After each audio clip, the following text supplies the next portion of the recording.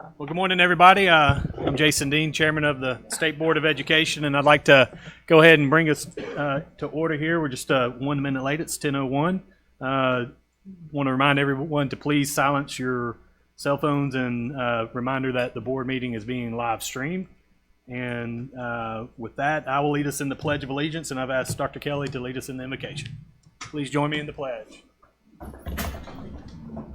Pledge allegiance to the flag of the United States of America and to the republic for which it stands, one nation, under God, indivisible, with liberty and justice for all. Let's pray. Almighty God, the creator and sustainer of life, we thank you for this day. We thank you for your goodness, your grace, your mercy, and the joy that you bring to our lives each and every day.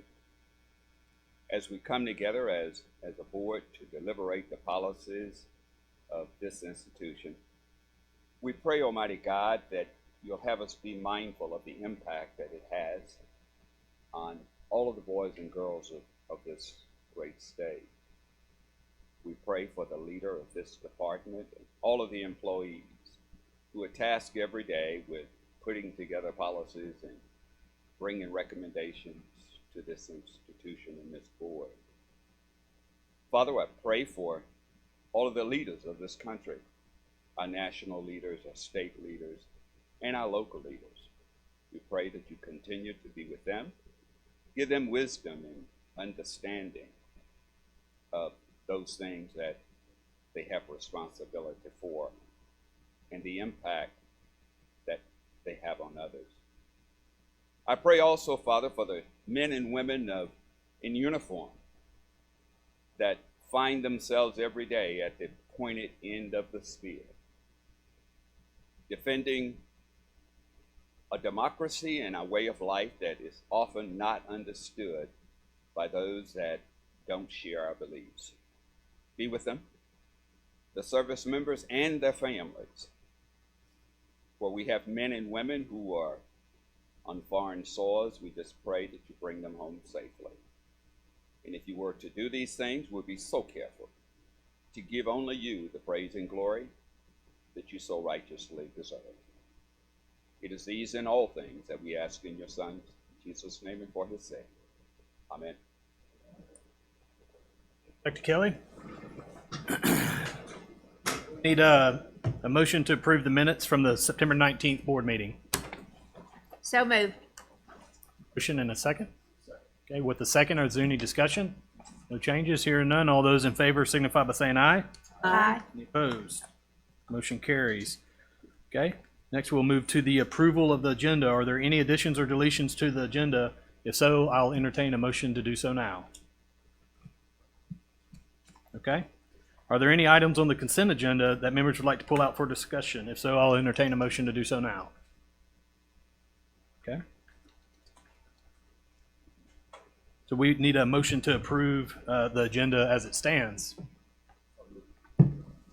Second. Motion with the second. Any further discussion?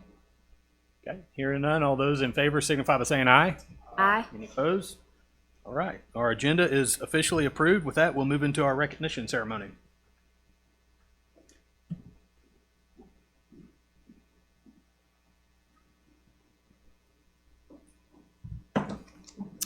Good morning. Good morning. Dr. Wright and board members, it is now my honor to present to you the board recognition for October. Today we honor an outstanding student in the Canton Public School District. Kristen Rhodes, please come forward and join Dr. Dean and Dr. Wright at the front of the room. As she makes her way to the front, let me tell you why Kristen is with us today. It's not that Kristen started reading at the age of 2, although that alone is worthy of recognition. It's not that as a middle schooler she loves school. That too is amazing, if you polled most middle school students.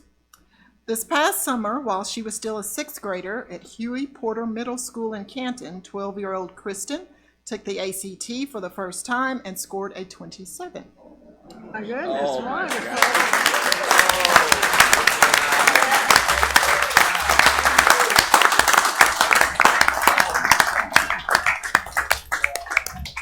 just 9 points shy of having a perfect score of 36 on the test.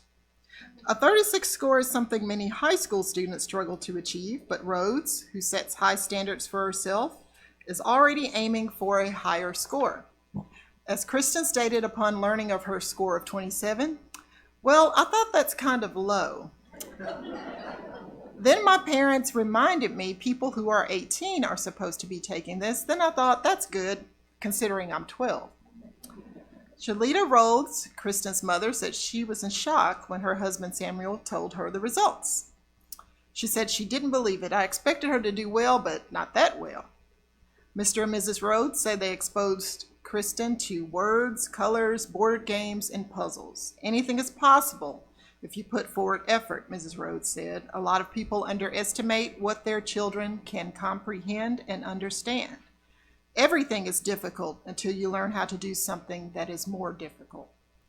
Kristen said she loves reading and that if you read more, then you will read better and increase your vocabulary.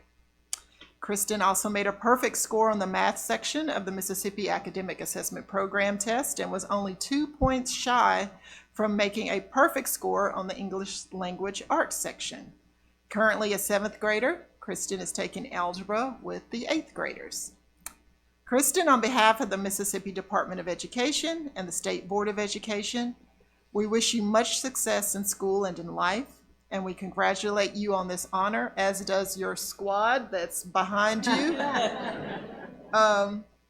And we encourage you to continue to set and achieve high goals for yourself. You're welcome to make remarks.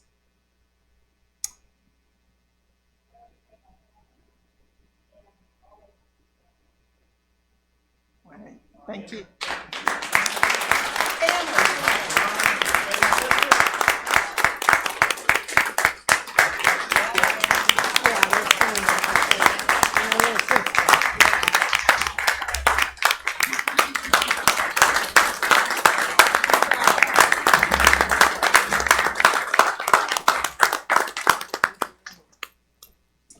Thank you, Kristen, for being with us today, and this concludes our board recognition for the month.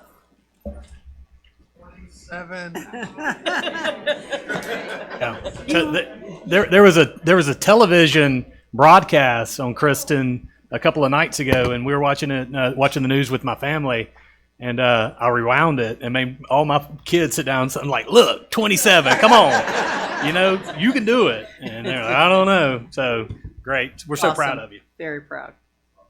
Okay. Bright future.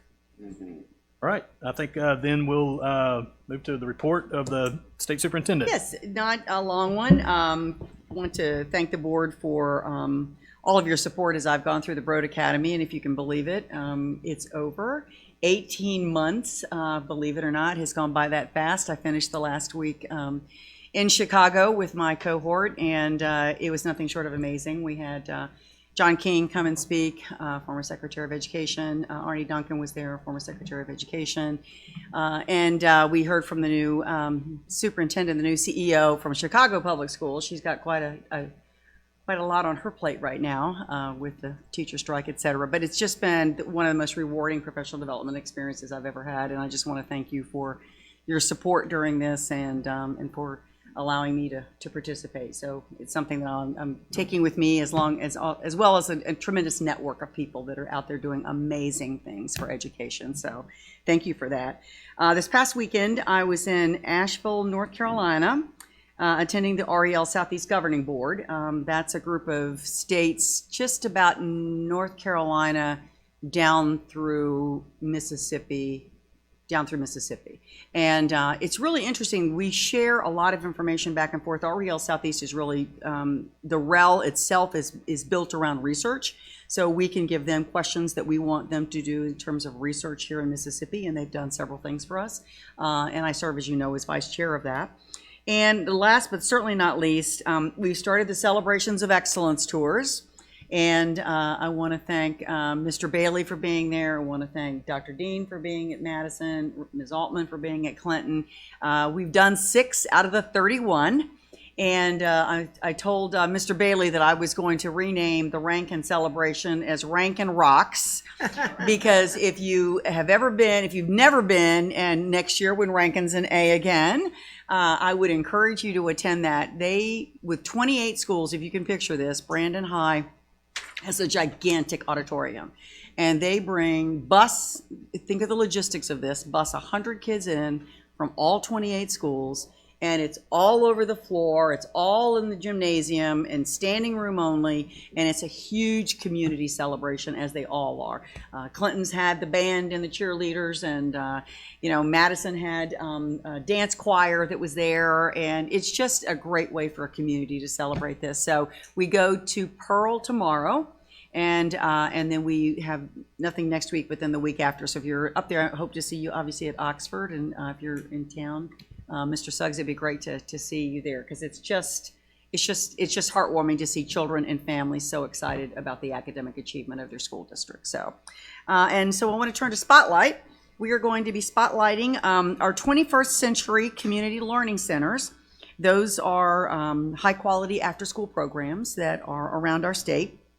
They're federally funded, and they provide academic enrichment for children, particularly those that are in our lower performing schools. And it gives the schools a way to expand on what they're doing during the day, to continue that work right after school, and it allows parents to check out materials for their children so that they can work with their kids at home. We have 36 21st century programs across 28 counties, and they're going to receive that funding again this year. And I want to recognize the MDE team that is responsible for that. So Chris Norwood is the 21st Century Learning Center Coordinator. Chris, if you'd stand so people know who you are. And Aisha McGee is the 21st Century Specialist. And Farrah Nicholson is the Office Director who provides immediate oversight. So thank you for what you do for 21st Century, because I know that that's a lot of work, but a lot of children are benefiting from your work. So thank you very much. I appreciate that. And let's see the video. Yeah.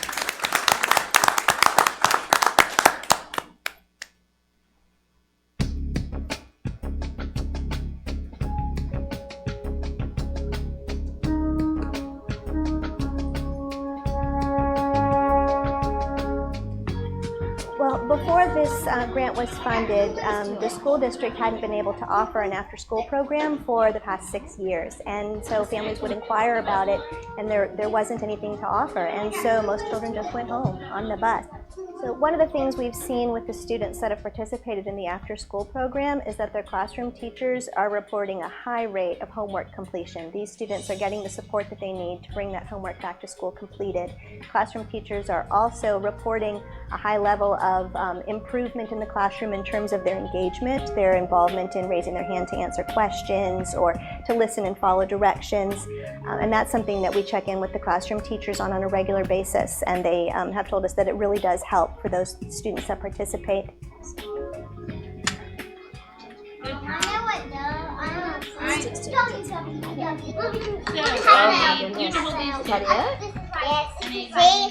So does that look like that? Does that look like the picture?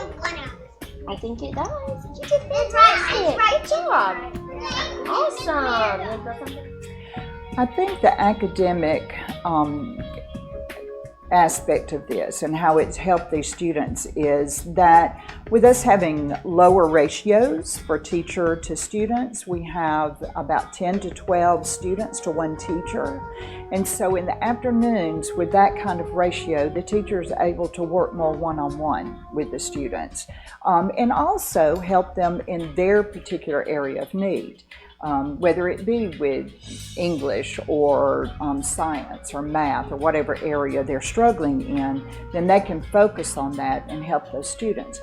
Now, the good thing about it is that people who work in the afternoon with these programs are teachers from the daytime, and so they already know what's expected of these students. So they just work with them in the afternoon, teaching them what they should be learning during the day, but just expanding on that a little bit in the afternoon. This is Miss Pate's class pet, and it's kind of like from the book Ferocious Fluffy. Except this little girl, she ain't ferocious like Fluffy. She's a sweet little girl. Well, the 21st program system has been a benefit to me because it helps me with my son and daughter because I work at night. So the times that I don't have time to help them with their homework before they get off the bus at the babysitter, the homework is done, they've been reviewed, and it helps me to like work in peace at night knowing that they've done their homework and done it correctly.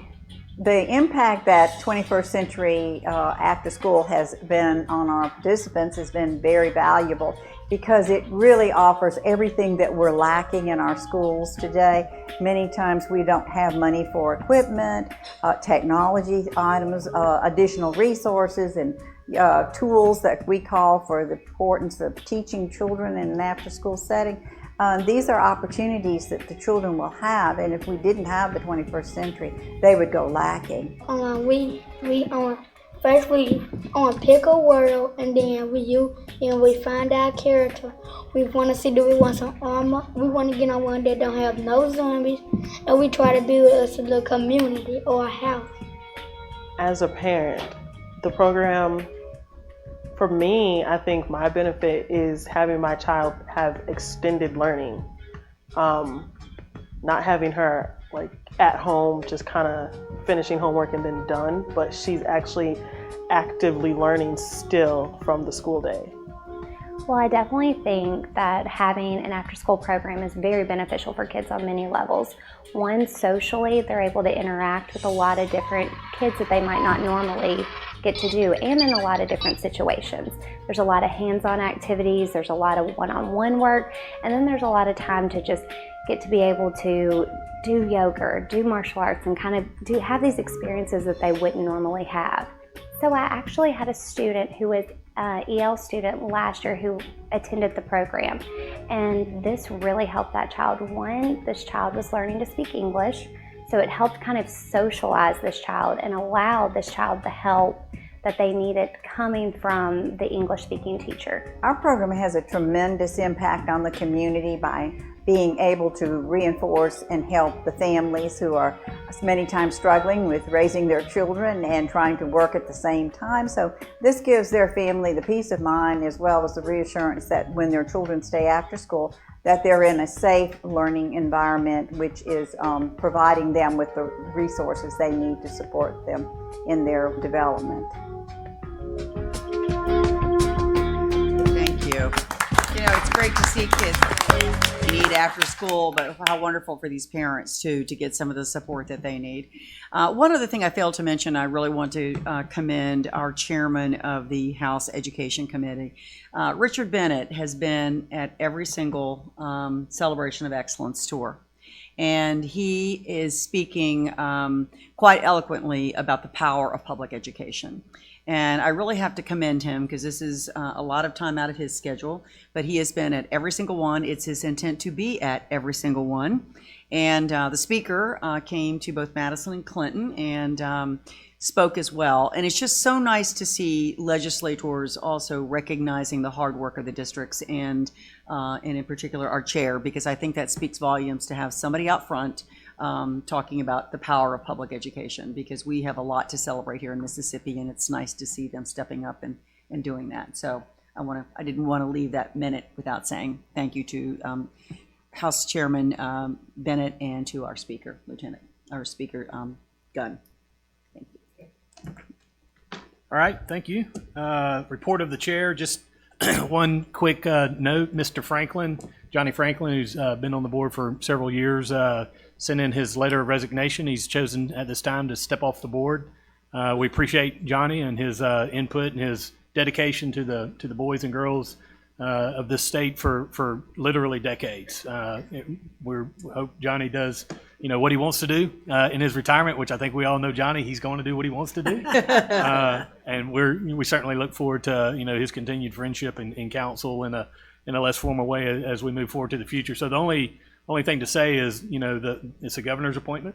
So Governor Bryant certainly can make that appointment. There's I guess 2 months left in his term, or the next governor can make the appointment. We'll just wait and see what happens there. So again, lots of gratitude for Johnny and his commitment to education and like I said, the boys and girls and the children of the state of Mississippi.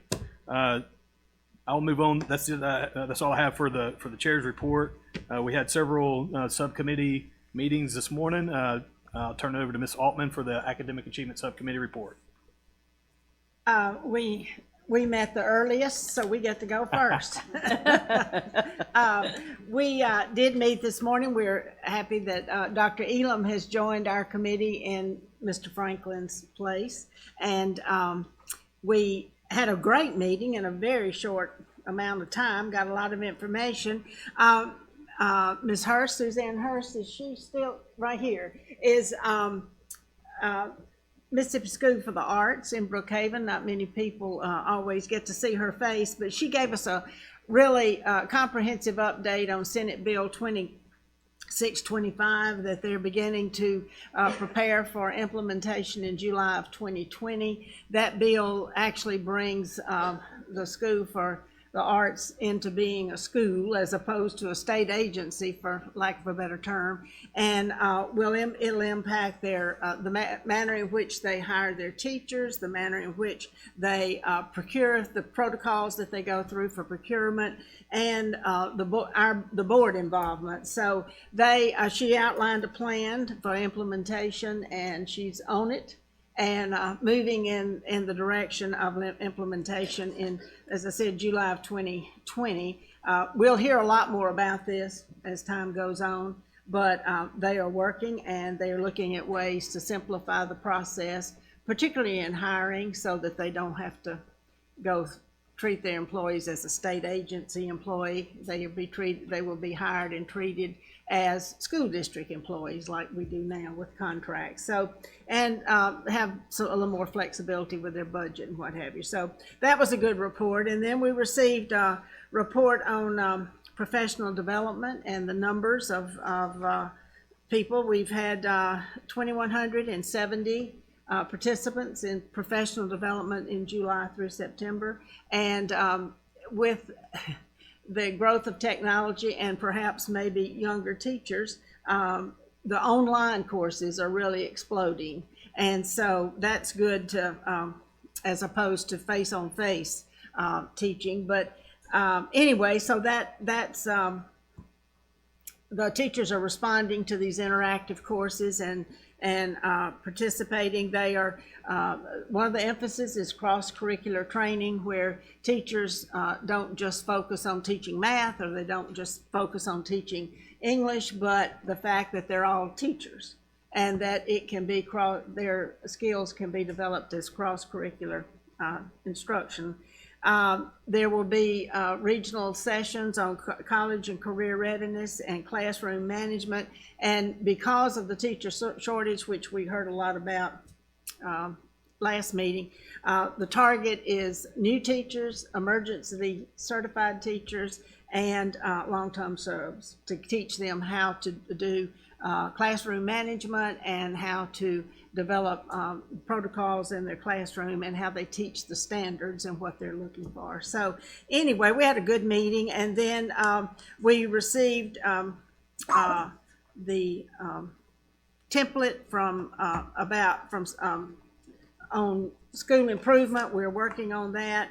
Dr. Robertson gave us the template that are used for individual schools. We're going to look at that and refine that, and that we can use for districts that are failing when we discuss with them what their long-term strategies are. So that's kind of our meeting in a nutshell. Productive. Thank you. It was. We got a lot of information. Mr. Suggs, Workforce, Career and Technical Education Subcommittee. Everybody, we again, just like was just mentioned, we had a really good meeting as well this morning. Well attended. We talked about a lot of great things.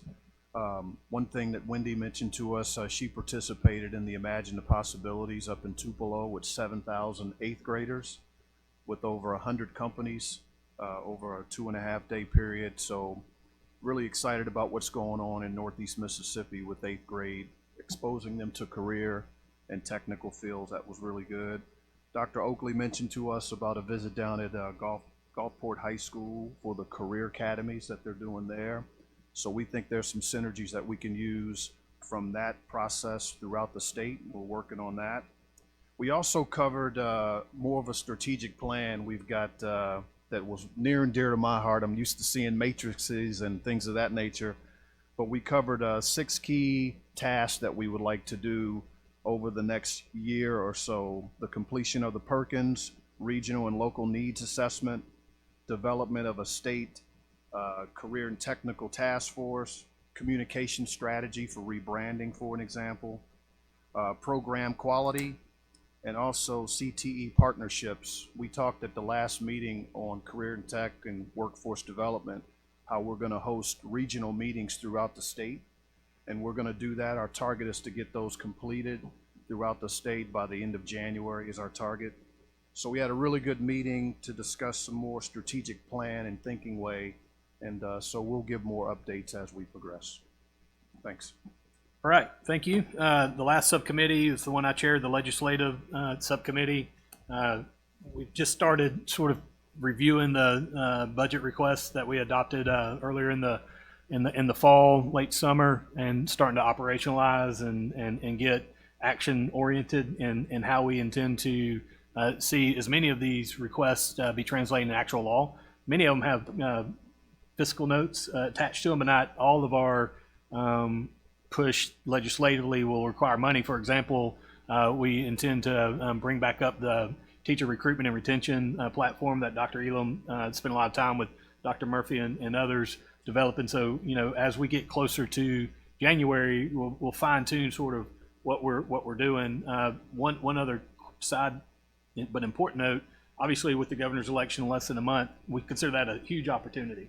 And whoever the governor-elect is, the board and the department, where appropriate, want to be supportive. And as that person starts to translate their campaign talking points into actual legislation through committees or during the state of the state, we intend to take a pretty active role in that, ensuring that the things that we know that are working, particularly as approved in this budget request, are included in that legislative agenda, because I've seen over the years, time for action is usually that first year, get some stuff done. So that's really our push, and as we move forward, and as I said, November and December, we'll rather fine tune that. So I think that's it for our subcommittee reports.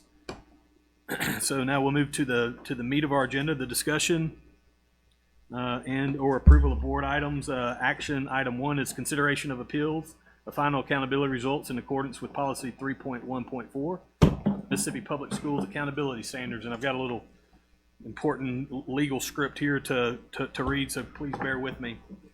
For this action item, the state board will adhere to the same process that we used in January of this year during the appeals of the 2017-18 accountability results. In accordance with policy 3.1.4, the superintendents of the appealing districts requested to address the commission on school accreditation at their meeting last week, October 3rd. Following the decisions of the commission on school accreditation on those appeals, these superintendents have also requested to address the state board, as the state board makes the final decision on these appeals. Each superintendent shall be permitted 10 minutes to address the board. After each presentation by the district, the MDE shall be permitted 10 minutes to also address the board. A timekeeper will provide the district and the MDE with notice within 1 minute of time remaining. No additional time shall be provided. Following these presentations, the State Board of Education members will be allowed to ask questions of either the local superintendent or the Department of Ed. Board members, I ask that you please do not interrupt during the district or MDE's presentations during their allotted time. And to start, though, we will begin with Dr. Joanne Malone, Executive Secretary of the Commission of School Accreditation, who will provide a summary of the actions taken by the Commission. After that, we will hear from North Bolivar Consolidated School District, followed by the MDE in the format that I previously presented. And after questions of either party, the State Board will need to take action on the district's appeal. So we're going to hear this appeal, and then we'll need to take an action to affirm or to deny the appeal. So keep that in mind. And after we hear North Bolivar, then we'll go to our second one, which is George County. So with that, I'll ask Dr. Joanne Malone to get us started. Good morning. As you remember, on September the 19th last month at your state board meeting, you approved the final results of the 2018-2019 Mississippi statewide accountability system. The Office of Accreditation received appeals of the final accountability results in accordance with Policy 3.1.4 of the Mississippi Public School Accountability Standards from 2 school districts. The North Bolivar Consolidated School District appealed the final accountability results for 1 school in the district, Northside High School. George County School District appealed the final accountability results for 2 schools within the district, Bendale Elementary School and George County Middle School. On October the 1st, 2019, the Internal Review Committee met to consider the appeals from the North Bolivar Consolidated School District and the George County School District and voted unanimously to deny both appeals. The Commission on School Accreditation met last week on October the 3rd, 2019, in a regularly scheduled meeting and considered the Internal Review Committee's decisions for the 2 appeals. In accordance with Policy 3.1.4 of the Mississippi Public School Accountability Standards, the Commission gave each superintendent an opportunity to address the Commission during their meeting. After presentations by the North Bolivar Consolidated School District and the MDE, the Commission voted 6-1 to uphold the decision of the Internal Review Committee based on Business Rule 20.1 of the Mississippi Statewide Accountability System and deny the appeal of the North Bolivar Consolidated School District. Following the presentations by the George County School District and the MDE, the Commission voted to grant in part and to deny in part the appeals from the George County School District. The Commission considered the appeals of the 2 schools within the George County School District separately. Additionally, the Commission made 2 separate motions related to the appeals from the George County Middle School. The Commission voted unanimously to uphold the decision of the Internal Review Committee and deny the appeal for Bendale Elementary School due to general lack of participation in required assessments. The Commission voted unanimously to grant the appeal and overturn the decision of the Internal Review Committee for the 16 students enrolled in George County Middle School Star Academy. Then the Commission voted unanimously to uphold the decision of the Internal Review Committee and to deny the appeal of the final accountability results for the other students that were referenced in the appeal for George County Middle School. Are there any questions from any of the board members?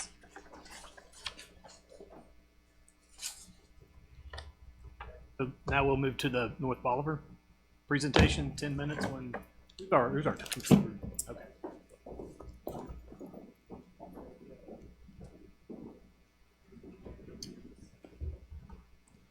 Good morning. Morning. I have a PowerPoint I would like to use if I may. Will that eat into my 10 minutes of loading it? No, we hadn't started yet.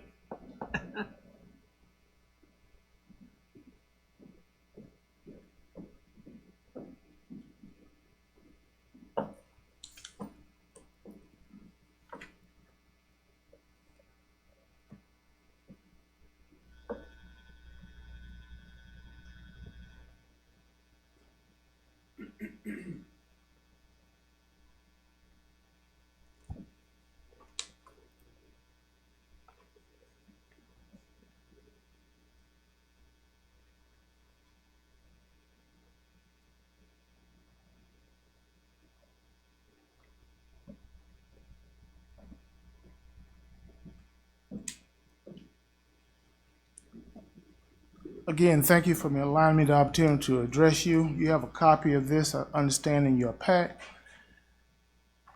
We are appealing the final rating of Northside High School because of the graduation rate.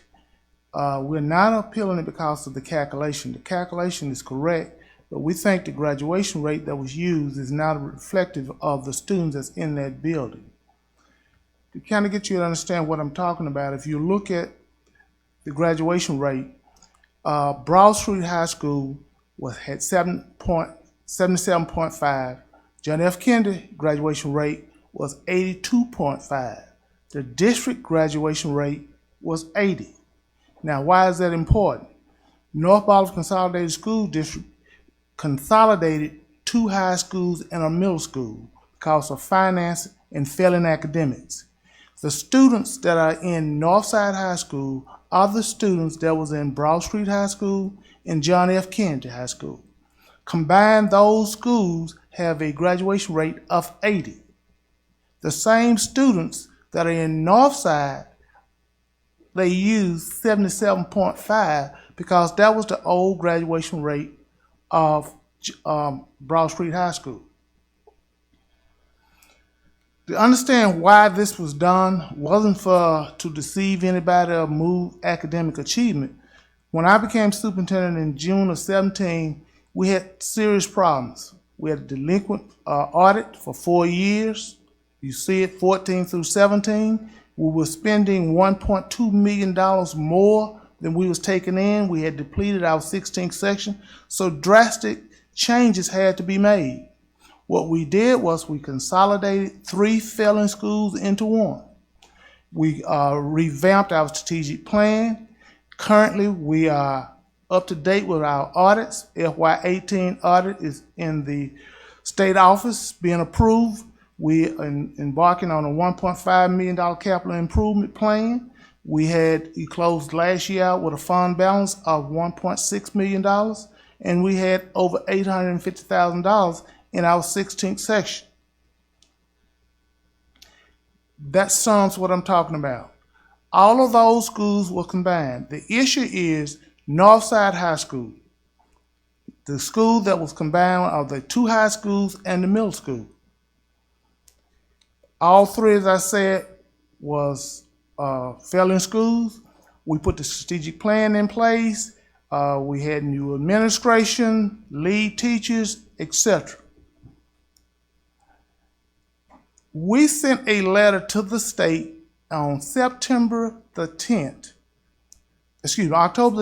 of 18, notifying the state that we were consolidating those schools and the reason we were consolidating the school. We eventually found out this year that some departments did not do that. I don't know if there was a coding area or they didn't get the letter. Some departments had us listed as Northside High School. The Mississippi High School Activities Association had us listed as one high school. We was into a new classification. You have a copy of that letter in your package. The next thing that I really want to emphasize is the October the 10th, 18 letter. It clearly articulates the new classification, the new reorganization of the schools. Keep in mind that when you had Northside High School now has over 350 students. Those students are made up of 160 students that came from Broad Street High School. They're also made up of 260 students that came from John F. Kennedy Memorial High School. They also have some of the students that came from the middle school. Now, why is that important? Because if you use the graduation rate simply of Broad Street High School, you're not accounting for the students that came from John F. Kennedy High School, and that will affect the rating of the school. You have in your package a copy of the minutes that we requested to send in part of our appeal. And we had to document that this did take board action. Matter of fact, this whole process played out over 6 months. We went all the way to the state Supreme Court to get this accomplished. I would want you to look at, if you have your packet, that star there, that's the minutes that we had to produce to the state showing that we had reorganized the school, we had renamed the school. That's over under 6.7, if you can see it, it's highlighted for you, under 6.6 and 6.7, where we talked about the new name that the students gave to the school, the new mascot that the students gave to the school. So everything we thought was in place for the new school. This is where the rubber meets the road, if I would say. The Northside High School, when you put the 7th and 8th grade students into the formula, they generate 170 points. If you use the graduation of 77.5 of Broad Street High School with the middle school student, that generates a point total of 508 students. which is an F school, 2 points short. Now, we're proud that they came to, that would give us 508 points. But we were shooting for a D. The students bought into it, the community bought into it, the board bought into it. Our goal was to be at least a D the first year, no less than a C the second year. If you look at the graduation rate, if you use it from John F. Kennedy High School, that's an 82.5, which would generate 514 points, which would be a D. The combination of the students, the district rate is 80. If you use 80, that generates 511 points, which is a D. My thing that I will ask the committee to do is give the students the points they earn. It makes no rhyme or reason why you would say that because they are in the building where John F. Kennedy was, that you're going to use 77.5. When we know the same students, based on the state calculation, in that building are the same student that makes up the district cohort of students, which is an 80 graduation rate. All we're asking is that this should be the graduation rate used, and if you put that into the formula, then that school will be a D school. That's basically our appeal, that do not discount those 260 students that were in John F. Kennedy High School. Give them the grade, the graduation rate that they earn and that they deserve. Now, I've listened here today, and Dr. Kelly so adequately praised. Do not impact those students. This is going to have a tremendous impact on our student body and our community. They earn those points. Because of a coding area, they should not be penalized. Thank you for your time. Ask MDE to come forward and begin their 10-minute presentation.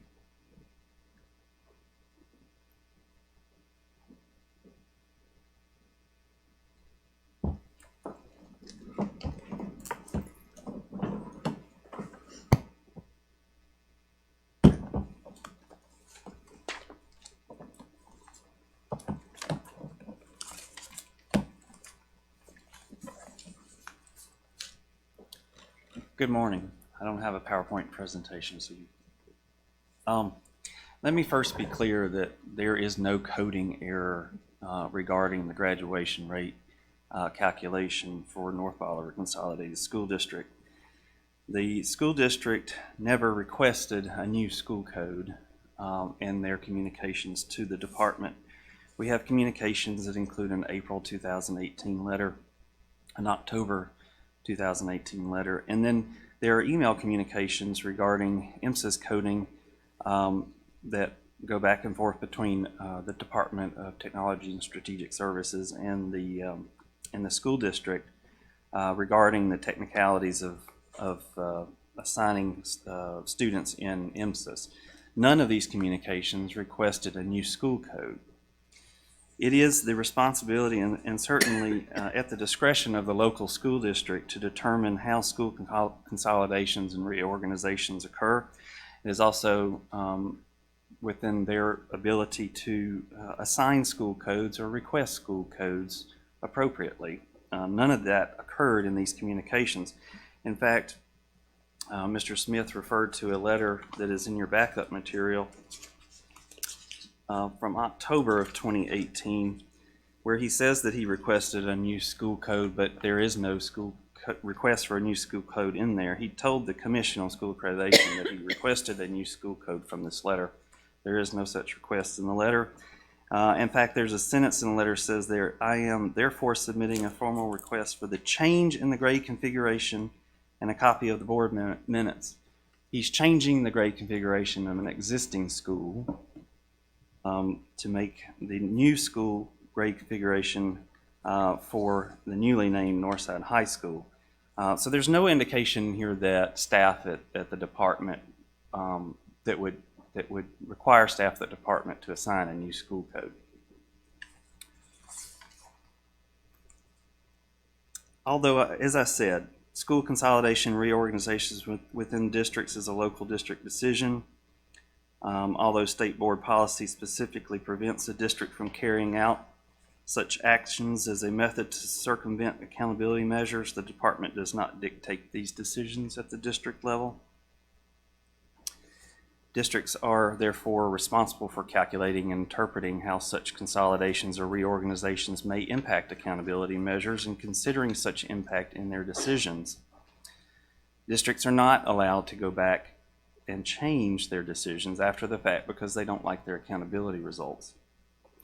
North Bolivar did not ask that a new school code be assigned, and they have failed to provide any evidence that they did such, and the MDE can find no communication that a request for a new school code be established.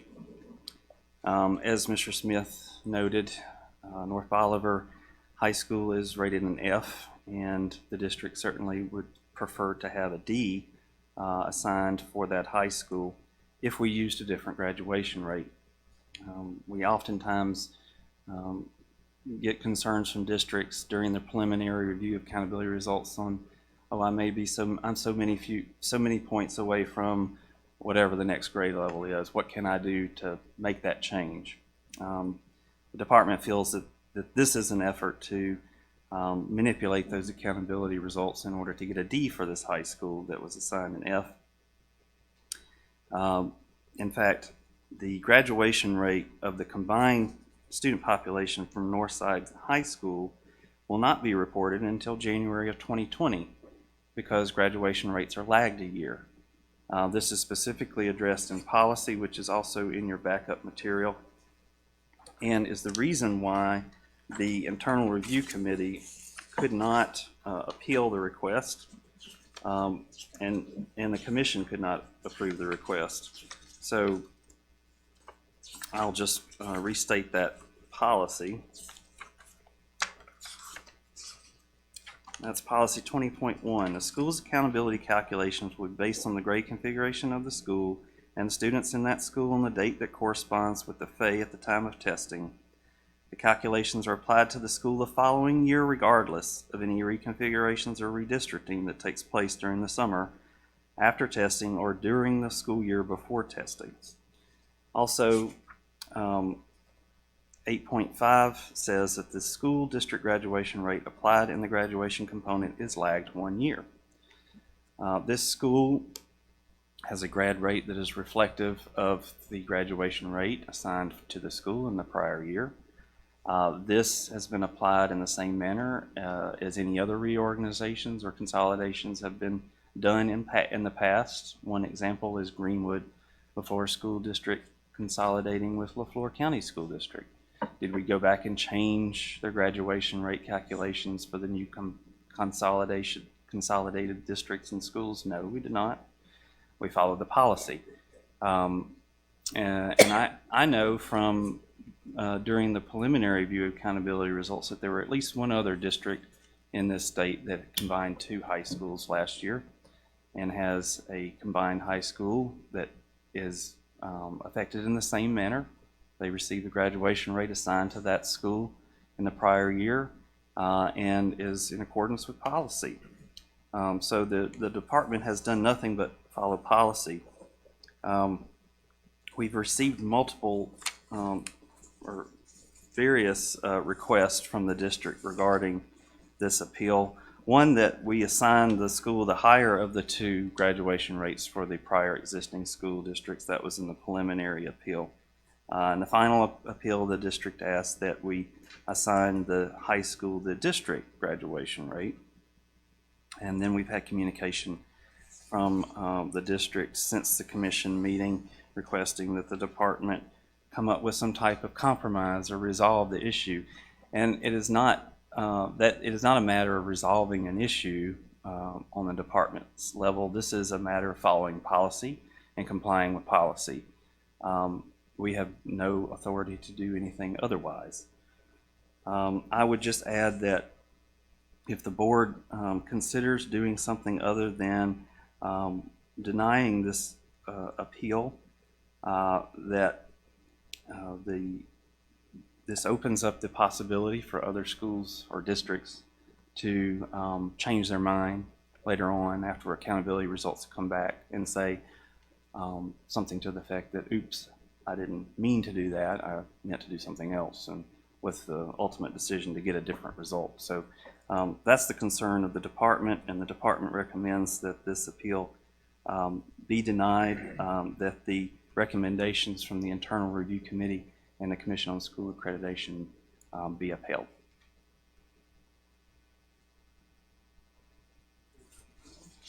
Moving to the question portion, questions of either MDE or the North Bolivar Superintendent. Questions from the board? Just for my clarification and maybe my education, when the consolidation happens, what's the expectation and standard set at that time? Like, you're going to consolidate, these are the requirements, and this is how we're going to calculate. Is all that done when that process has started and the district is aware of that standard and they know what the expectations are? How does that work? So you are correct. The district is aware of the calculations because we do have the business rules that guide the calculations of the statewide accountability system. And as Mr. Bureau stated, the consolidations and reconfigurations, unless they're legislatively mandated, and the assignment of school codes is the responsibility of the local district. So therefore, it would be their responsibility to determine how the change that their local board approved would impact that change. That was approved, whatever that standard was approved long before the accountability results came out. So that's correct. Our initial communication from the district was April of 2018, and I think the conversations began as early as January of 2018 with their board approval of the reconfigurations. And so it was not, and then the communications that Mr. Bureau mentioned through the IMSA's help desk through our Office of OTSS. The district is asking questions, and of course the MDE is giving guidance to what the district needs to do in response to the questions that they ask. So the district, as Mr. Bureau stated, failed to request a new school code, so therefore, and the district themselves transferred the students in IMSIS into the school code that was used. And again, you know, the difference with the graduation rate here is that it's lagged for 1 year, so it wouldn't be appropriate for us to use the graduation rate of all students that are enrolled in Northside High School, since the graduation rate, by virtue of the business rules, is lagged for a period of 1 year. But to your point, it wasn't until the preliminary results were released that it was identified that had they requested a new code, and then we would have fallen into it, it would have followed another policy, that it would have been a different graduation rate that was used. When you're addressing the question, just make it clear who you're addressing it to, MDE or State Superintendent, for the no problem, for the minutes and for those that are listening. Dr. Kelly. Question first for the administration. So I think what I'm hearing is that. Come and sit up. Can we pull another chair up so that we've got? This question is okay, for perfect. the administration. Sure. You mean us? MDE? MDE. Okay, Yep. sorry. Yep. Okay. I think what I'm hearing is that even if the school requested, that you could not have acknowledged that and given that simply because it would have done violence to another business rule. Is that what you're saying?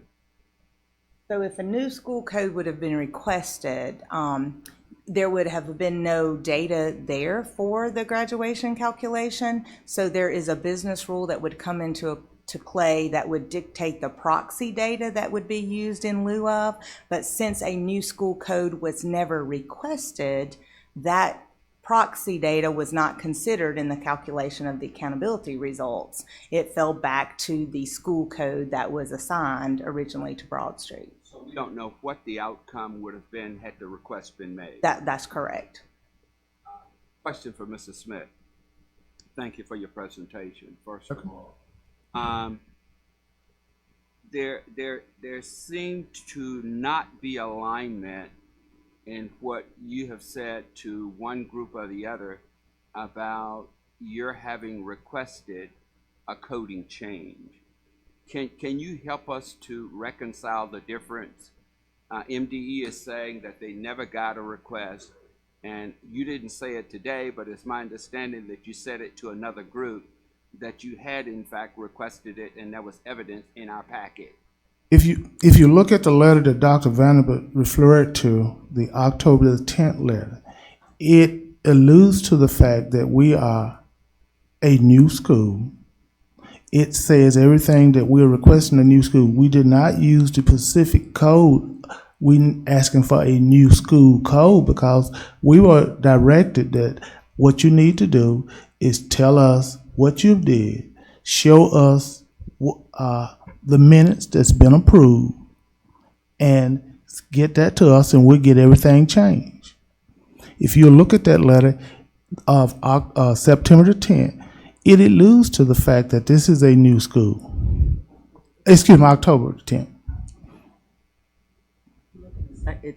I think the language that you're looking for is in the second paragraph of the Yeah, it alludes to the fact that we are a new school. If I'm telling you that we are a new school, then I made a mistake. I should have said we are a new school, we need a new code. But I was following the direction that I was given.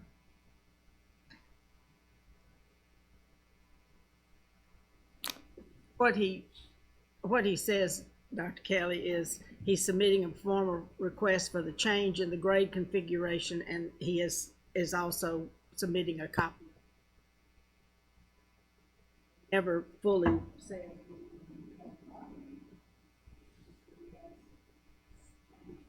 Let me just say well, Dr. Kelly's still trying to find the letter.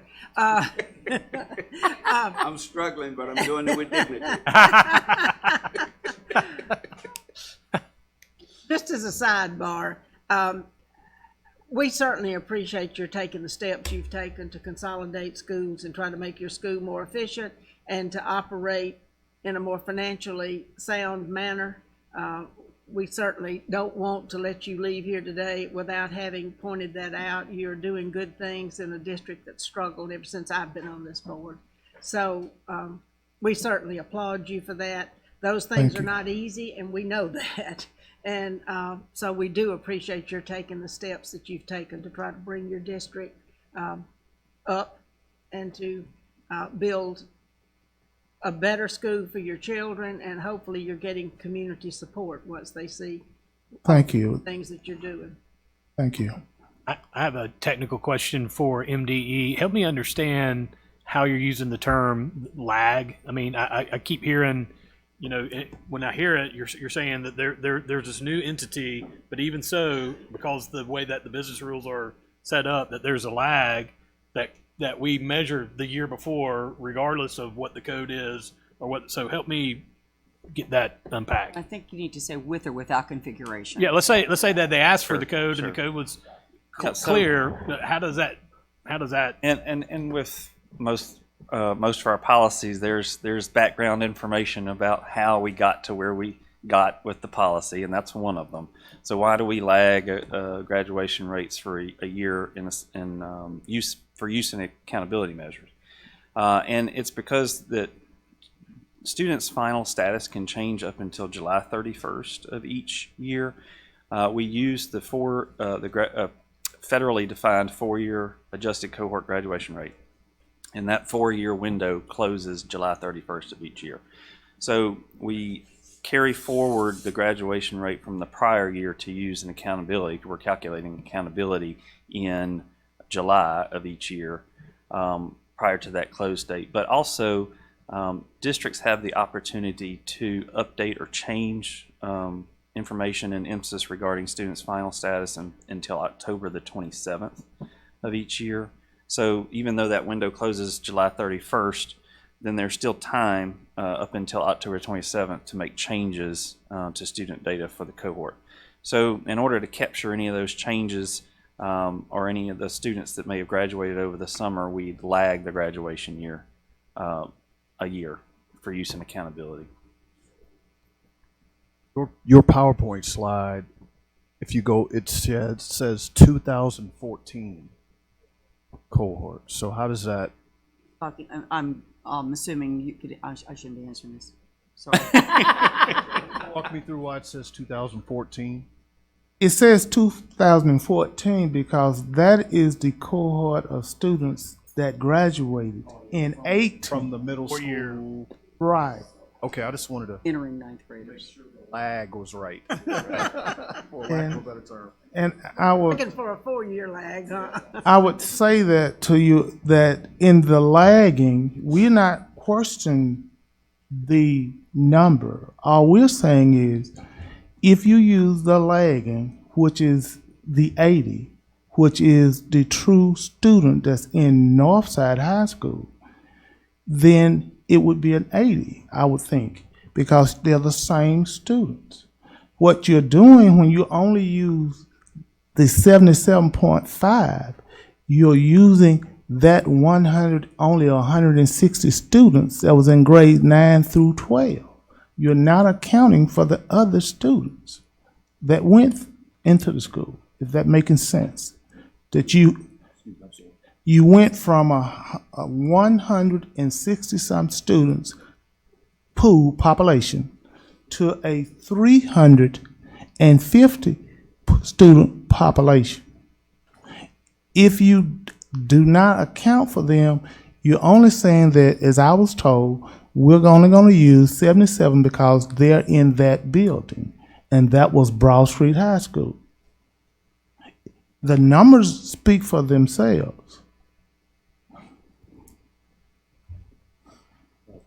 To the administration, what did you determine was the official lag year percentage of graduation rate? Was that the 77.5? That's the official. Right. That was lag year. OTM for the Broad Street. So that's tied to the school code. So that would have been the graduation rate for the prior year assigned to that school. The 80, the other numbers that we're plugging in, those are this year's, not a lag year, or just recalculated differently? No, the same year, same cohort. One was for the high school that was closed and the school code was done away with. The other one was the district level grad rate. All those are lag year numbers, so. Yes, they are lagged a year. So yeah, as I mentioned earlier, the grad rate for the students that are actually in this school, Northside High School, will be reported in January 2020 this year. January or February, depends on the federal deadline for cohort reports. One other question, what would be the official way to request a code?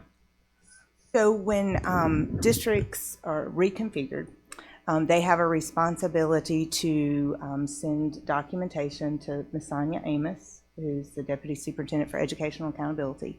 And that is distributed to the Office of Accreditation, the Office of Accountability, or District and School Performance.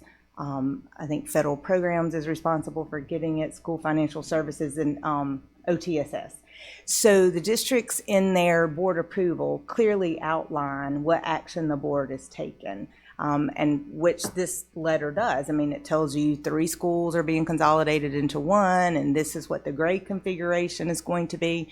But many of the districts that want to, well, if a district no longer wants to use the school code, then they dictate to the MDE in writing in that letter that we would eliminate school code 010 for Broad Street High School and school code 004 J.F. Kennedy Memorial High School and create a new school code, whatever they want it to be, 020 for Northside High School.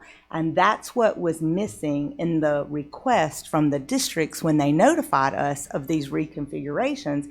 And I mean, the agency cannot make assumptions of what districts' intents are regarding the transfer of grades or the assignment of codes. And then, you know, if you follow the footprints trail, you know, from OTSS, it, you know, clearly states that Northside High School is at the same physical location as 010 Broad Street High. However, 010 Broad Street High will now have grades 7 through 12.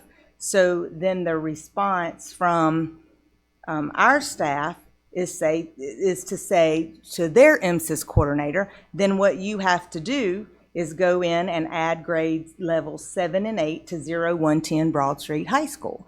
I mean, had the district made the request to create a totally new school code of 020, then our staff in the appropriate program office would have given clear instructions on the district on how to create a new school code in MSIS and to then transfer those students into the new school code. So the bottom line is that didn't happen because the district didn't request it. Dr. Kelly?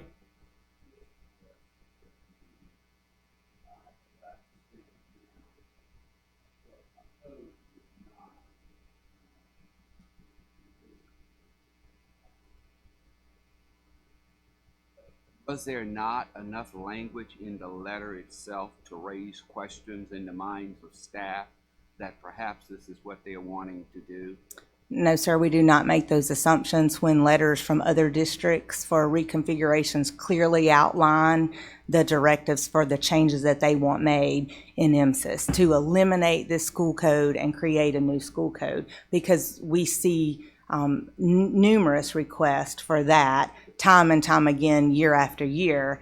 And so the staff in OTSS may be better to address that than me, but I've seen over the years, request after request after request, and it's very clearly outlined that if a school is closed, they want the code eliminated and a new one created. And so when the district doesn't request that of the agency, then we don't assume or do, because this is all local board authority, and we don't interfere with the decisions that is local board authority. Some of them intentionally don't ask for a new school code. They may want to keep the school code that they have. So, the staff is going to assume that what they ask for is what they want. And in this case, we didn't get asked to create a new school code. But Doug? Just for our knowledge, what is your knowledge on if when the consolidation happened, et cetera, changing codes and submission of codes? What's your working knowledge of that?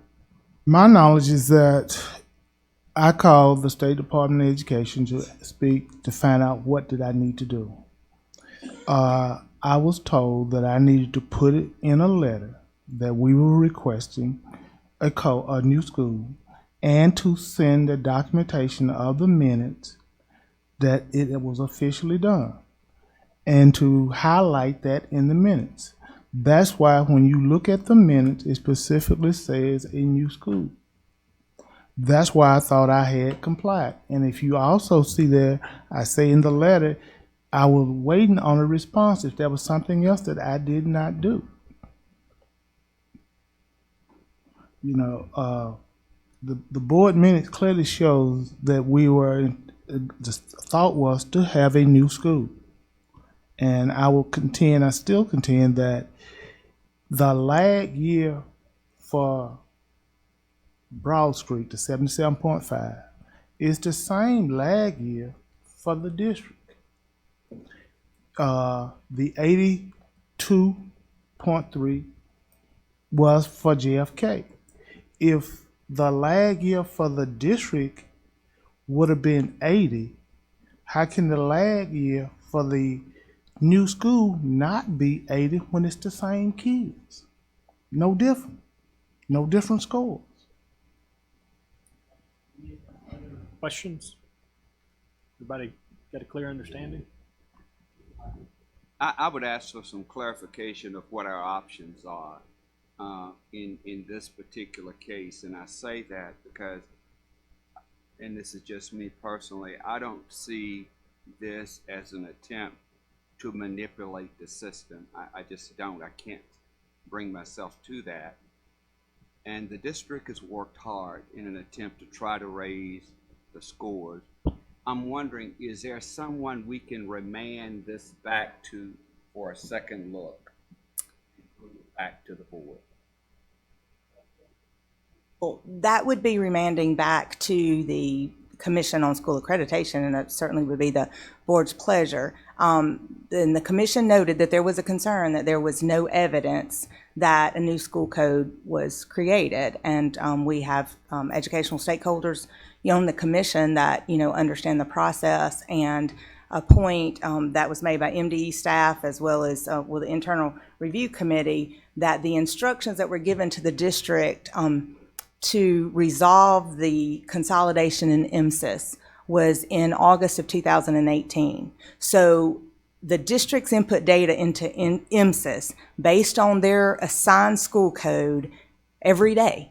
And so for an entire year, the district has known that school code 010 existed for Broad Street High School. And it was not until a year later, when accountability results were released, that it was brought to the attention that a new school code was not assigned. So the district has known for a year, since August of 2018. But the question, Dr. Kelly, I think is one legally, what are our options? So remand to the commission, affirm commission, deny commission. And in remanding, I'm gonna ask, I don't think there's any is there additional evidence or information other than what's already been presented? What, are they just hearing the same case again with our comments? How would that process work? I can't answer whether or not there would be additional information. I don't think your rules provide for remand, but that doesn't mean that you haven't done it in the past. So, yeah, I can't answer whether or not there would be additional information provided, but it would be whatever instructions that you would give. But under your rules, you're supposed to either affirm or deny. That's what would happen after we're done with the questions, is a motion to confirm, deny, or I guess we would have discussion on what remanding would look like. Okay, any additional questions for MDE, Ms. Smith? What's the fear of the department if a change was made to this? That we would be You alluded to it a while ago, that other changes would be made in relationship and opening a can of worms, so to speak. That we would be violating the policy for the assignment that Mr. Bureau read, based on what happens with accountability results regardless of school configurations and reorganizations, because the rules are clearly set for what happens when districts make that decision. And of course, we've had conversation with other districts that consolidated that had the same issues, but or similar issues, but they did not appeal. So then do we go back and change all the grades for those schools? Once we vary from our policy that clearly articulates how the calculation should be done, then there's a concern that there's an inequity to other districts. I think we need to keep it into a question format. Yes, ma'am. This is outside of the decision that we're going to make today, but do we need to, therefore, after making the decision, whatever the decision is, go back and re-examine that policy? That we, I guess for lack of a better word, better hold the hands of the districts in making, because we're going to see more and more consolidation. Do we need to have a policy that, and I don't like that terms, but hold their hand better to guide them through? Perhaps we're not fulfilling, but the department is not fulfilling the duty of providing them more guidance. And it has nothing to do with our vote for today, but I would like it to go on record that we'll re-examine Previous that point, policy. there's history behind each of these policies, Right. And we certainly hold the right to amend as, like you said, there'll be more and more consolidation, and, it's pretty clear how the challenge, has been described and where we are right now. And could it happen again? Yes. 2 physical locations, pick one building, there's 2 different scores. That's what the issue is. So we want to try to keep this as tight to the format as we can. If there are additional questions for MDE or the local superintendent. Okay. All right, then I need a motion. And that, again, you can remand, confirm, deny Commission on Accreditation's recommendations. Go on. Well, I think I misunderstood then. I thought that our we would be violating our policy if we sent it back to remand. Is that not what you said? Said that your policy doesn't provide for a remand. But we've done it before. January. All right, go ahead, I'm sorry. Mr. Chairman, I would move that this case be remanded back to the committee to take a second look and send it back to the board. There's a motion. Second. Second, so discussion on the motion to remand for additional discussion to send back. I don't want to make a motion. Maybe someone can make a motion, what Dr. Elam was suggesting as a fix, for future issues around consolidation and 2 physical locations when there's a coding issue, how that will potentially be handled in the future, because the last thing we want to do is not follow our own processes. And we recognize that, but we're also sensitive to, the hard work and what this, logically, how this has come about. So we want to be respectful for both sides. So there's a motion to remand with a second and the potential for an amendment to add the clause Dr. Elam mentioned to address the business rule. If somebody wants to make that motion a second, then we'll have discussion on that. Second.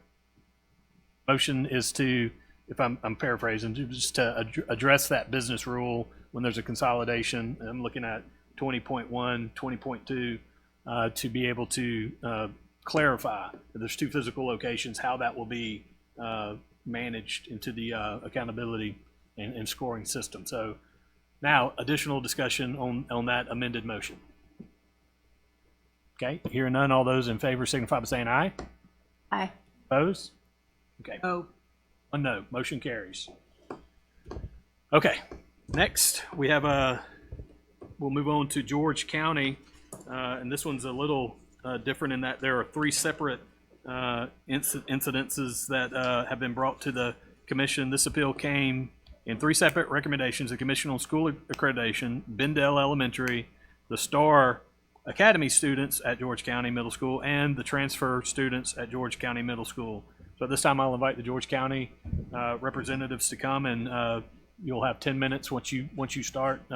Ms. Meyer will click go. Thank you for allowing us to come present this today. I'm Pam Touchard, Superintendent of George County School District.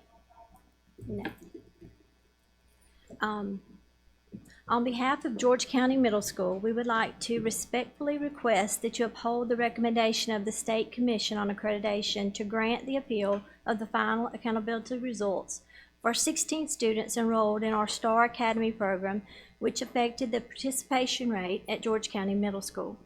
The participation rate caused a letter grade deduction from a B to a C. Star Academy, that is a dropout prevention program that's designed to help students that are in need. They're at least 1 grade level behind. Students are enrolled in classes with a smaller student-to-teacher ratio, so they get more one-on-one.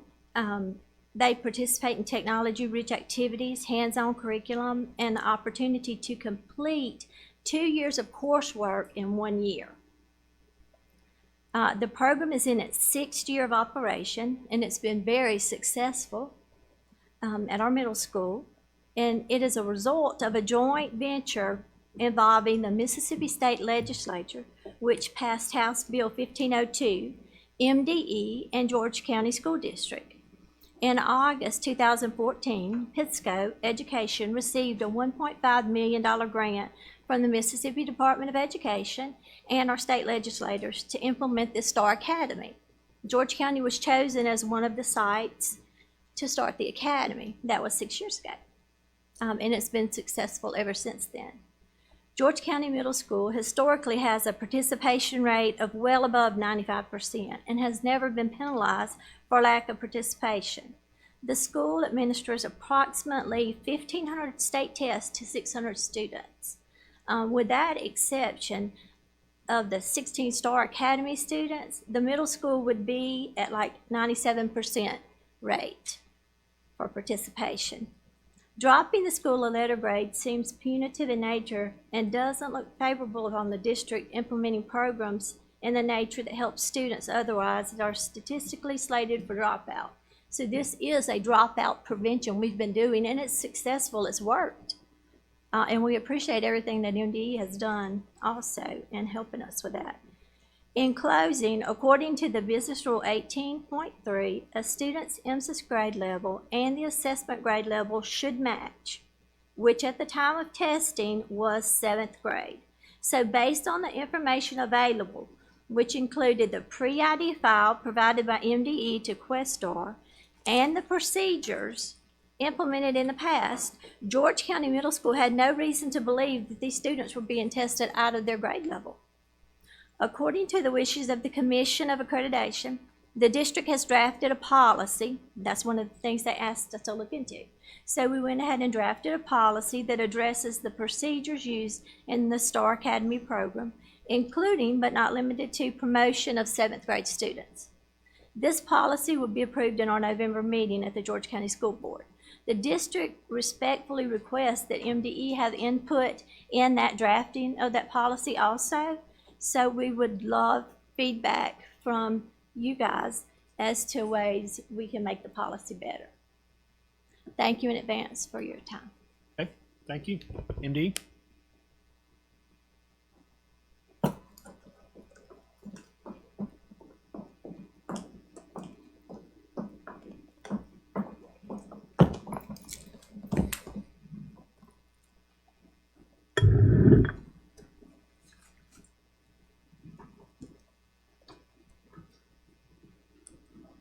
Okay, so let me first state that we're not questioning the benefits of the STAR program in George County School District. Here again, we're looking at what is the policy and is the school or district following the established policy. The policy is, as was stated, is that schools are required to assess students based on the grade that they're in. And these 16 students in the STAR program were assigned to the 7th grade up until the last month of the school year, in which they were then switched to the 8th grade. And in asking the school district about this, we said, how long have these students been enrolled in the 8th grade? Just for 1 month? They said, no, 1 day. What grade are the students assigned to in the current academic year? Well, they're in the 9th grade. So it's hard to believe that students were in the 8th grade for 1 day. And in reviewing MSIS data for these students started 8th grade content in the beginning of the 2nd semester of the school year. And it is the department's position that these students should have been promoted to the 8th grade in the 2nd semester of the school year, in which case they would have been identified as 8th grade students in the pre-ID files for assessment. They would have been given the 8th grade assessments in ELA, math, and science. Instead, they were assessed in the 7th grade assessment. They did not take the 8th grade assessment. They would never have taken the 8th grade assessments or the 8th grade assessment in science.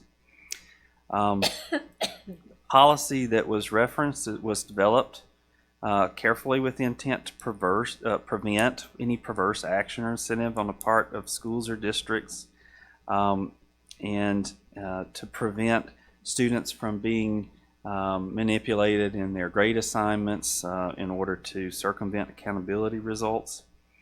It's the department's position that George County is improperly assessing these students. The only thing that has changed this year is that the school promoted the students in month 9 after testing occurred. In the past, they were left in the 7th grade all the way through school, even though they were taking 8th grade content. And it is our position that, therefore, these students were not assessed properly in the past. The only thing that changed this year is that the school district raised a flag to the department that required us to invalidate these students because they did not test on the proper grade level. So there are also 13 other students in George County Middle School that did not take one or more of the required assessments. So we have a concern at the department about a general lack of proper assessment, a proper assessing of students. We also found that in Bendale Elementary School there were 2 ungraded students, grade 56 students, that were tested in the improper peer age grade level assessment, and those 2 students had their assessments invalidated. The district, in effect, has falsified records by not promoting these students in IMSIS when the students began the 8th grade level coursework and by leaving them in the 7th grade. The only counter that the district has offered to us is that the schools were assigned 7th grade assignment in the pre-ID files that they received at the beginning of testing, but those pre-ID files are based on information entered by the district in IMSIS. The school mislabeled the students as 7th graders. The district has not provided any documentation from the MDE advising or instructing the district on how to promote these students because they never asked the department.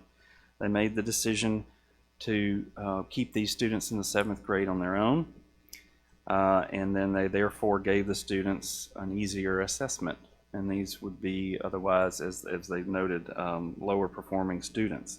So this would be giving them the opportunity to get a higher accountability rating for these students by leaving them in the 7th grade. Again, as I mentioned before, if we don't follow our established policies, we're opening the door for other districts to manipulate student data and to circumvent accountability requirements. This action is certainly not in the best interest of students.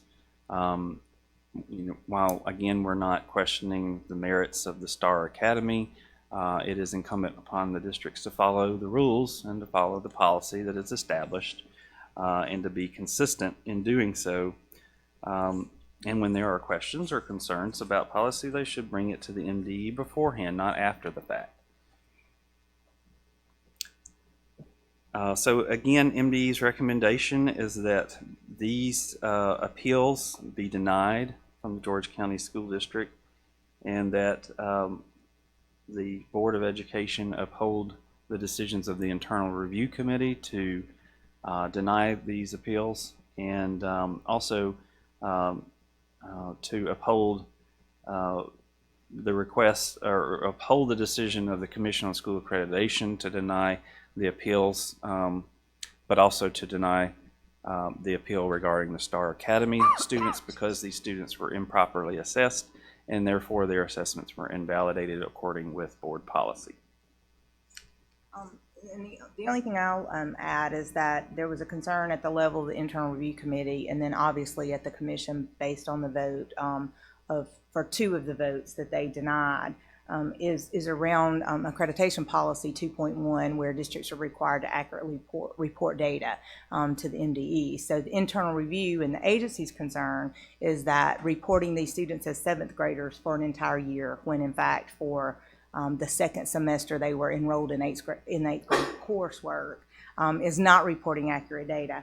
And then there were a number of transfer students within each of the 2 schools where there's an appeal that had similar days on record, I think from 19 to 21 days on record, and then they were all withdrawn within a 2 or 3 day period, April 1st, 2nd, or 3rd, and they all withdrew and transferred to homeschool. So I think there was a lot of concern, particularly with the Internal Review Committee with the timing of the transfer, and the point being made that if all students would have assessed on the appropriate grade level, then neither of the schools would have had a downgrade in the letter grade in accordance with policy for failure to have that at the minimum of 95% participation rate. So the federal law and our policy requires 100% participation rate. Requires that all eligible students be tested, but we use that 95% as the goal because we do have some flexibility there.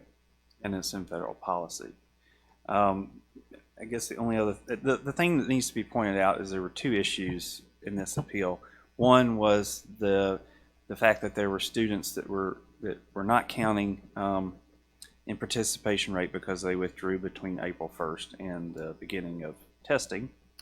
The other issue was students in the Star Academy whose assessments were invalidated because they were tested off grade level. And in both of those cases, there are clear policy regarding the calculations for participation rates.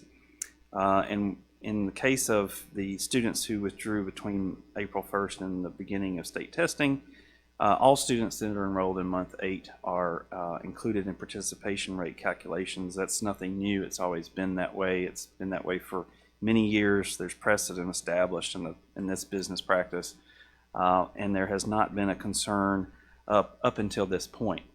But now that this has been appealed and we look further into the data, the department's concern was that there were other students within these schools that were not assessed or improperly assessed, and that's what caused the drop in participation rate.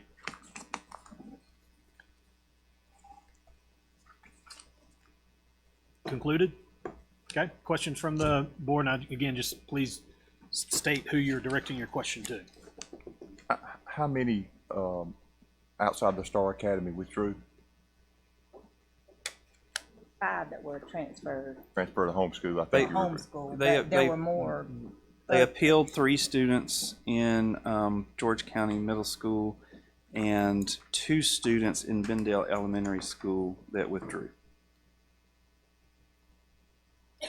But there were others grade level or assess. In all required assessments. In all required assessments, in addition to those students that we're referencing in the Star Academy. And the nature of those that did not test, these withdrew and went to homeschool. Why did the other ones not test? Do you remember that? Don't know that. We don't know why they didn't test. Again, would it have been to a structuring of grade assignments? It wasn't within Star Academy, so there was just was that absentees, or are you just looking at they just did not test and don't know the reason? Okay. Other than we know the issue with the students that were enrolled in the Star Academy that remained 7th graders and only were promoted to the 8th grade for 1 day, and then the current school year were promoted. I'm just saying there's one thing for a student to be absent, not test, and another one to be manipulated somehow. District, just a question on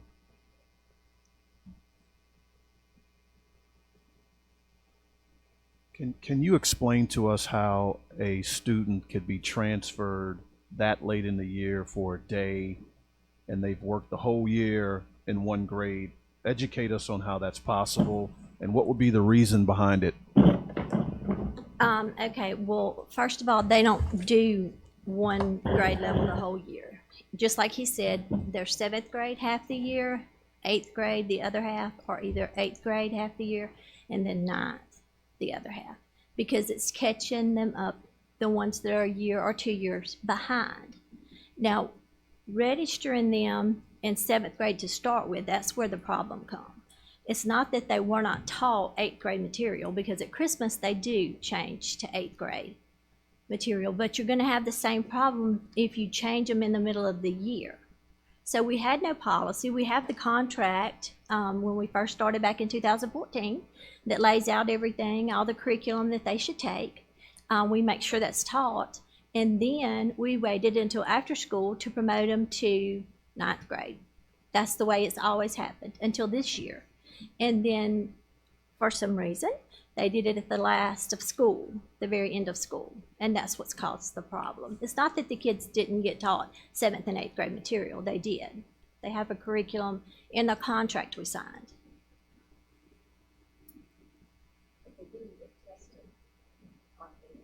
They did not get tested on 8th grade, no ma'am. They got tested on 7th where they were enrolled. Once we put them in MSIS, that is where they tested. Yes, ma'am. No questions? Okay. So hearing none, this is, since the appeal came in 3 separate recommendations, we're going to have to do 3 separate motions based on the schools. So the first one is, I'll now entertain a motion to either affirm or deny the commission on school accreditation's recommendation of the George County School District's accountability appeal for Bendel Elementary. Need a motion to affirm or deny the commission's recommendation to the state board. I'm sorry, I should state that. I'm not sure that I'm clear on which of these issues goes with which school. I mean, I'm not sure what, I'm just not tracking. Bendel, exactly what the issue was, and we'll do the same thing on the other. Denied, or the commission denied Bendel, but what was Bendel's issue? That was the elementary school that had, that they did not test all students, and we had some some of the students were the transfer to homeschools that counted. 2 of those as not tested, and then other students just did not take an assessment, and it put them below the threshold. And so the internal review committee denied that appeal, and the CSA upheld their decision and denied that appeal as well, and that's the agency's recommendation to the board. Okay. Yes. So I make a motion that we uphold the decision of CSA. Motion is to uphold the commission's decision to deny Bendel's appeal. With the second, any additional discussion? Okay, hearing none, all those in favor signify by saying aye. Aye. Opposed? Okay, motion carries. The board upholds the commission's decision to deny the second one, and I would ask you to also succinctly clarify. We need this is for a motion to either affirm or deny the commission school accreditation's recommendation of the George County School District's accountability appeal for George Middle School Star Academy students. And what did the commission vote? So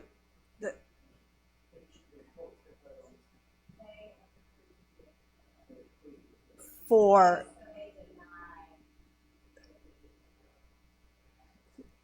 so the internal review committee considered George County appeal all as one appeal, both schools in one appeal, and they denied all of the appeal. The commission split it into the elementary and the middle school. Then when it got to the middle school, they split the middle school into 2 motions, one for the 16 students, is it 16 or 13? The 16 students that were enrolled in the Star Academy.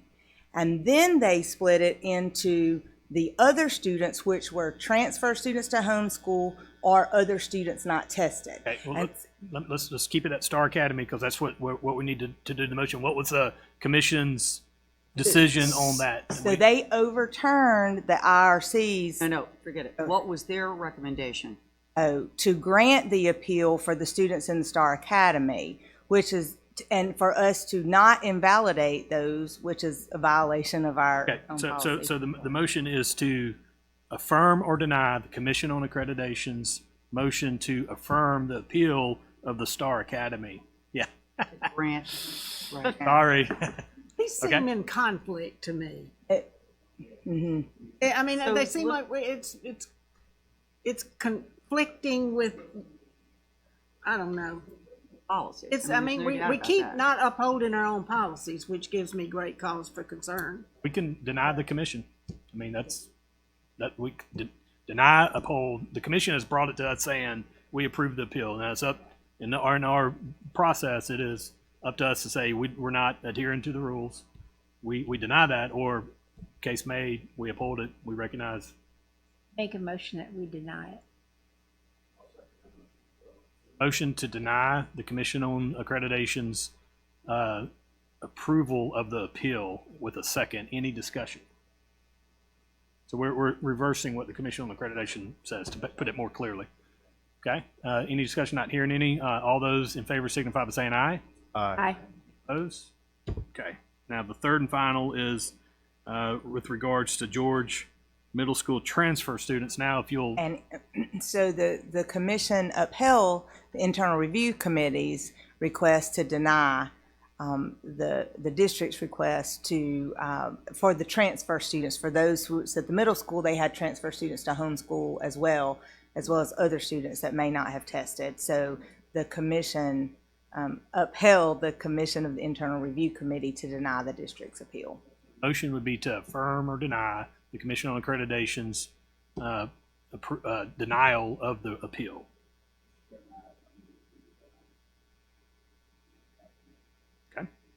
there a second? With the second, any discussion on this? Hear none, all those in favor signify by saying aye. Aye. Opposed? Motion carries. Legal counsel for the board has comments?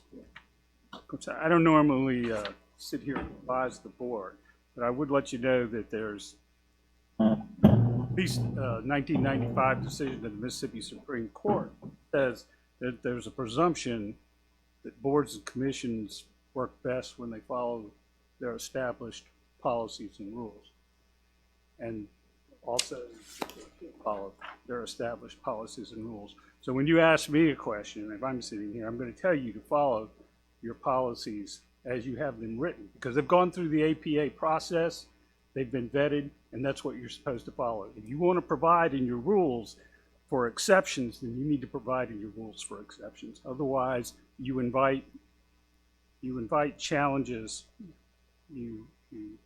You're not following any kind of precedent, and therefore you're encouraging appeals. Just part with that. Noted.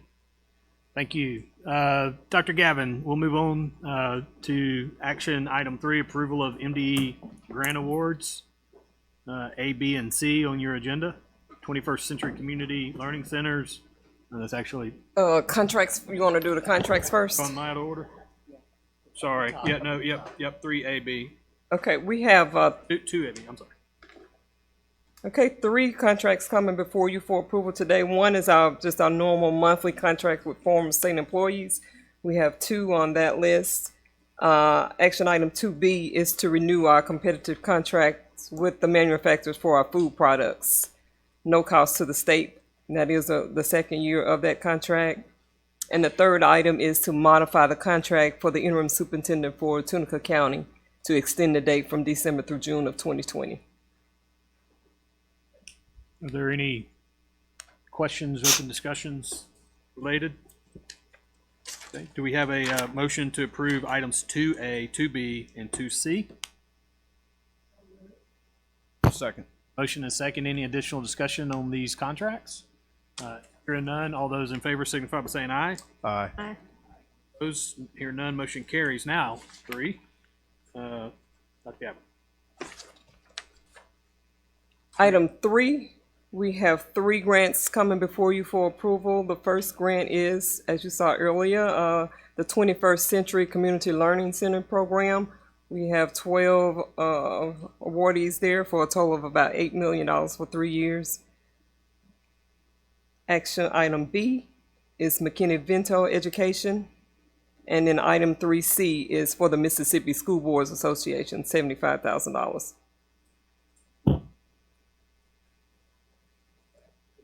Discussion on these 3? Second. Other additional discussion? Hear none, all those in favor signify by saying aye. Aye. Any opposed? Motion carries. Thank you. Now we'll move to action item 4, approval required qualifying industry certification for SWIB. Dr. Oakley, State Workforce Investment Board.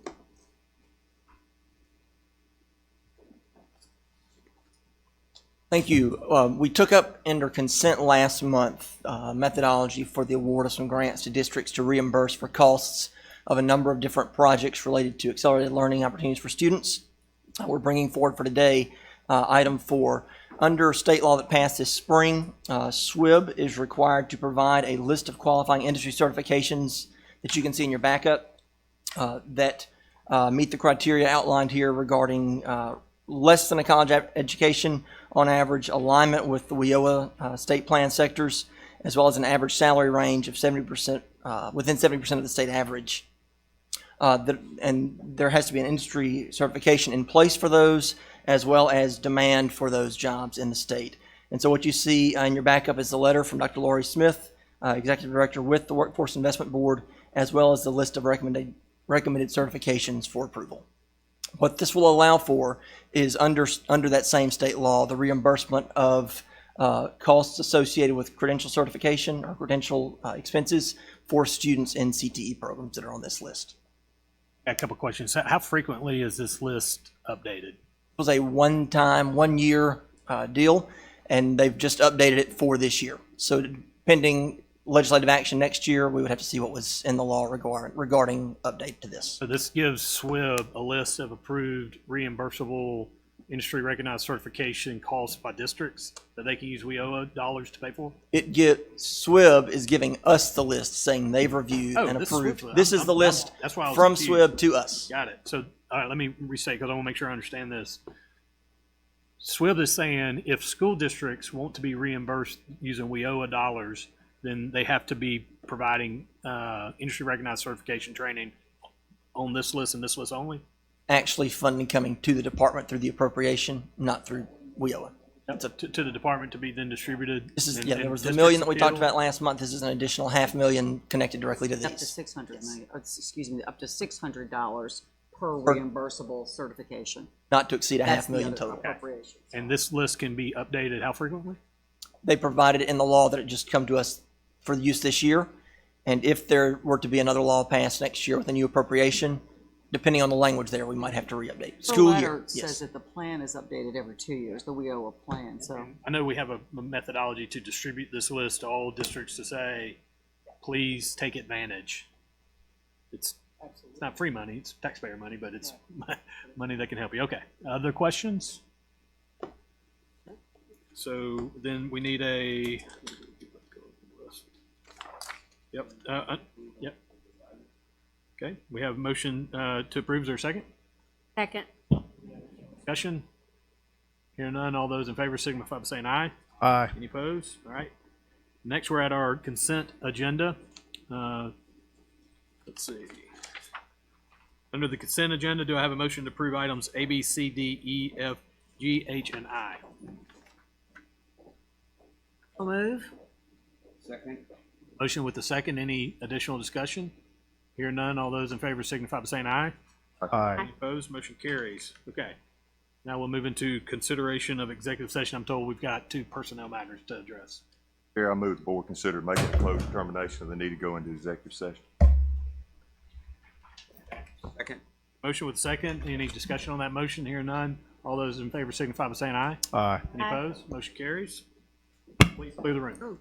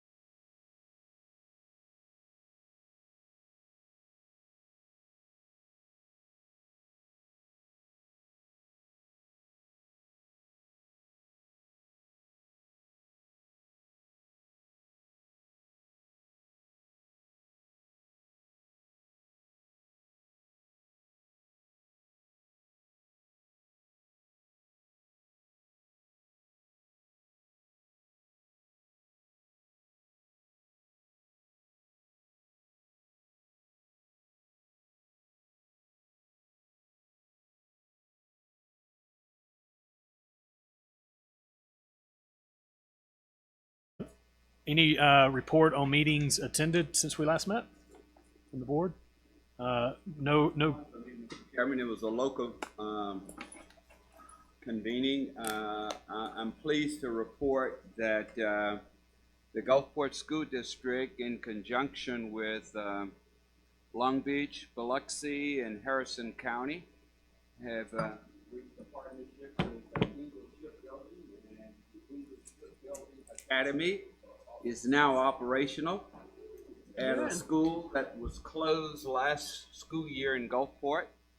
And we have a commitment from Mississippi Power to come on to teach energy, and one from also from the Association. All of the trades related to construction. So Awesome. Congratulations, it's a big deal. Big thing. And in Good for Gulfport, you. for sure. That's awesome. We also wanted to be notified well, we know the dates of the Gulfport celebration, but I think if you can open your calendars and come down to watch Glen East celebrate getting an A, if I'm available, I'm going to come down there. Couldn't be more proud of that. Excited for him. Other business, the November board meeting will be held on November 7th, 2019 in Jackson, Mississippi at the Central High School building starting at 10 a.m. Now motion to adjourn. Second. Second, any discussion? Here none. All those in favor signify by saying aye. Aye. Any opposed? We are adjourned. Right.